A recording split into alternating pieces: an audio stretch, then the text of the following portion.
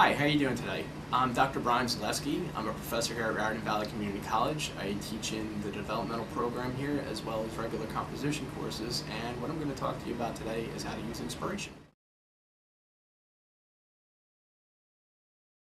Okay, what we're going to do today is we're just going to go over some of the very basics on how to use inspiration to help your students start to generate paper topics. A lot of times you'll tell them they're writing about gender or race or culture and they don't know where to get started. Inspiration is one of those tools that will help them get started. What I like to do with my students is I like to walk them through and then I like to turn them loose on their own with a relevant paper topic. So what I'm going to do with you today is exactly what I would do with my students. What we want to do is we want to open up inspiration, and we'll get this box here when we first come in, and what we want to start with is diagram. Okay? Your center cluster is where your main idea goes. What I like to work with is movies. Movies is very general. It doesn't tell me a whole lot about the topic, so we need to narrow it down. The best suggestion is to try to come up with at least 4 subtopics of movies that you can begin to start to create a paper topic to narrow your ideas down from movies to something more specific. What we do to cluster off of this center main idea is we would click rapid fire. What we'll get is this lightning bolt. Oh, there's a couple of types of movies. Okay, one genre is comedy. So what we do is we type comedy into the box and hit enter. Okay, we get the first bubble branches off. We still have rapid fire active, so we can type another genre in there. Horror. You can write about romance, and then let's say drama. Okay, so what we have now is 4 subtopics of movies, 4 different genres that can be written about. Okay, but that's still a little broad. So what would we do if we wanted to narrow down the idea of horror? What could we say about horror films? We'd click rapid fire again after clicking this bubble because now horror has become the main idea. A lot of horror movies have a specific soundtrack. We'd hit enter again and then soundtrack comes off of the horror bubble. Characters. Horror movies thematically have a main character like a Michael Myers or a Jason Voorhees, somebody specific.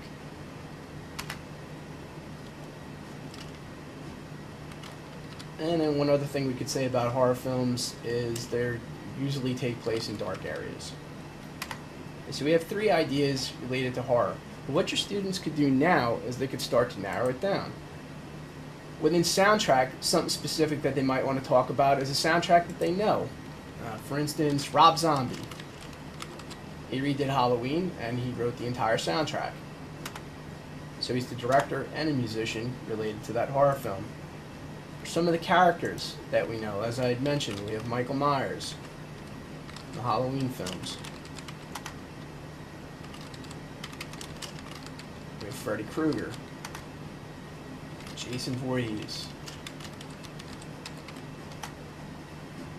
And then the fact that they take place in dark areas, well, we know Jason Voorhees likes to run around campground.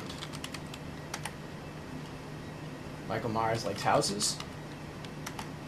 And Freddy Krueger likes your dreams. All dark places, though. But what's happened now for your students is they started off with this main idea about movies, which was very general. They came up with 4 separate ideas: romance, drama, comedy, and horror. Within the genre of horror, they narrowed that down to 3 specific things that they could write about. The music related to the films, the characters related to the films, the settings related to the films. And then even within those, they were able to narrow it down to several ideas. Dreams, the campground, the houses. And it's not that they have 3 overlapping ideas either. I mean, they could write a paper where they talked about just Jason, Freddy Krueger, and Michael Myers, but those become interchangeable, and it's not really much for even a 5-paragraph essay. But what you have here in the characters, the dark areas, and the soundtrack is 3 separate ideas, and then some depth to those ideas altogether. Now, as I had mentioned at the outset, we're going to keep this very basic, but one of the things that you could give to your students to allow them to have some fun with this, that gives it a little bit of depth and doesn't make it look like it's some kind of a mundane exercise for them to write a paper, is you can animate your bubbles. So let's type in, on your library, symbols over here, you have the search and the library link. Well, under search, you'll have the option to type in some keywords. So let's try Halloween. Okay, we have a pumpkin. So what we could do under Michael Myers, since he is the Halloween main character, is we can click on the pumpkin, and Michael Myers' name is now associated with this pumpkin that allows us to see the animation that he is Halloween. Okay, from the diagram, students also will have the opportunity to outline, so they can see the paper played out in front of them. To do that, all we need to do is click on the outline link on this main toolbar. And what we'll see is where the main idea was the movies. They had comedy, they had horror, and then under horror is where the topics are broken down. So they have topic A, topic B, topic C, and then the subcategories related to that. Rob Zombie under soundtracks, Michael Myers, Freddy Krueger, and Jason Voorhees. And what they can do once they're in here is they can click on Michael Myers, hit enter, and this will allow them the opportunity to write something related to Michael Myers.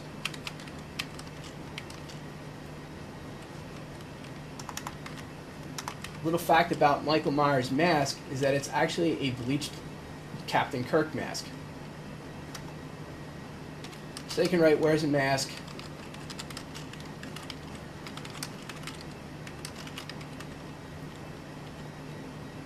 Something about Freddy Krueger.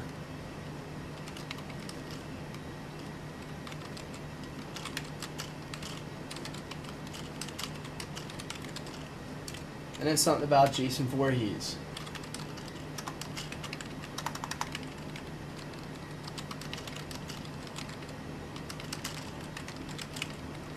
Likes machetes and he wears a hockey mask. And even just, for instance, the campground. It's Camp Crystal Lake.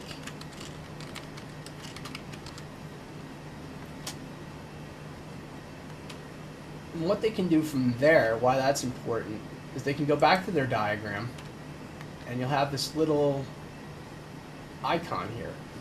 As far as the campground, it'll show that they have a note. If they click on that, what'll pop up is that the campground is called Camp Crystal Lake.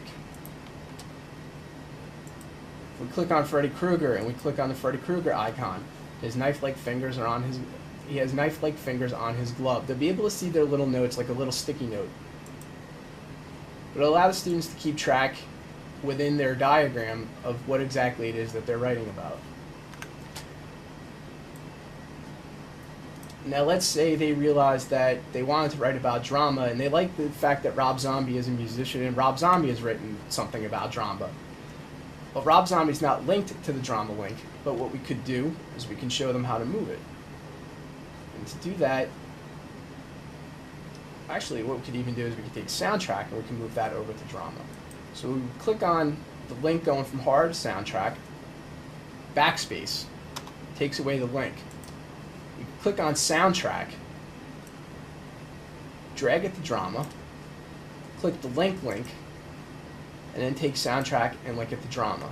We still have soundtrack with Rob Zombie, so if Rob Zombie in some way is linked to drama, okay, that stays there. But what we could also do is we could bring Rob Zombie back to horror, because he is a director and a musician related to horror, and click the link again, and now Rob Zombie is linked to soundtracks, to drama, and to horror. So your students can see just how complex and useful this tool is and how they can keep all of their ideas organized. Okay, the most important thing for your students to be able to take this outside of the classroom with them, especially if they're writing the paper at home, or doing this even independently if they're in one of the labs, is obviously to save it. So we would click on File, click on Save As, and have them save it as a document somewhere. There's also the option to print, but what ends up happening when they go to print is if it ends up something massive like this, the printer will shrink it so that it fits to size. So it's not advisable to have students print it, but have them carry around with them on a flash drive. Inspiration is available on most computers, especially in the Writing Center, the Academic Support Center, and most of the labs in Somerset Hall also have this program. So as long as the students are carrying this around on a flash drive, they should never have a problem being able to access Inspiration and to pull up the diagrams that they've started.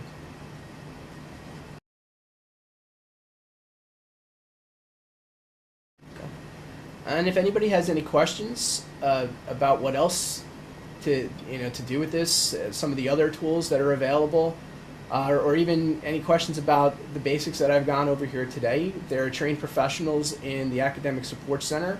I am also available by email, as are most English faculty who have been trained in how to use this tool. So always feel free to contact any of us.